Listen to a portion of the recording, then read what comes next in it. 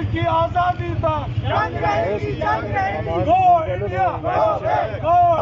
India تیار ہے،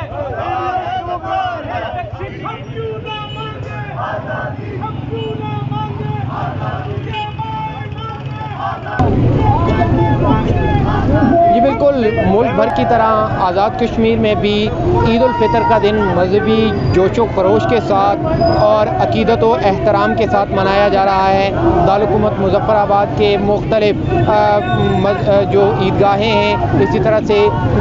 جو گراؤنڈز ہیں، یہاں پر نماز عید کے اجتماعات منعقد کیے گئے ہیں۔ دارالحکومت مظفر آباد کی مرکزی عیدگاہ میں نماز عید کا بڑا اجتماع منعقد کیا گیا ہے، جس کے بعد یہاں سے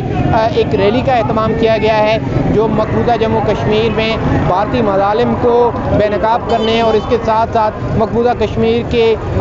نہتے عوام کے اوپر جو جاری بھارتی مظالم ہیں ان کے حوالے سے کشمیری عوام کو یکجہتی کا پیغام پہنچانا ہے۔ اسی طرح سے بھارت کی جانب سے مقبوضہ جموں کشمیر میں G20 اجلاس جو دنیا کی آنکھوں میں دھول جھونکنے کے لیے منعقد کیا جا رہا ہے، اس حوالے سے اس کی مخالفت کی گئی ہے۔ یہاں پر نعرے لگائے جا رہے ہیں اور یہ پیغام دیا جا رہا ہے کہ G20 سوائے ایک دھوکے کے G20 اجلاس مقبوضہ جموں کشمیر میں منعقد کرانا اور کچھ بھی نہیں ہے۔ مقبوضہ جموں کشمیر میں انسانی حقوق کی پامالیاں ہو رہی ہیں، انسانی حقوق کو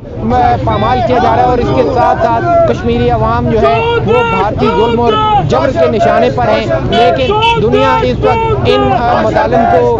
دیکھ کے ان مظالم کے حوالے سے کوئی اقدامات کرنے سے آ رہی ہے۔ اقوام متحدہ سمیت دیگر عالمی اداروں سے یہ مطالبہ کیا جا رہا ہے کہ وہ مقبوضہ جموں کشمیر میں جاری بھارتی ظلم اور تشدد کا جو سلسلہ ہے اس کو رکوانے کے ساتھ ساتھ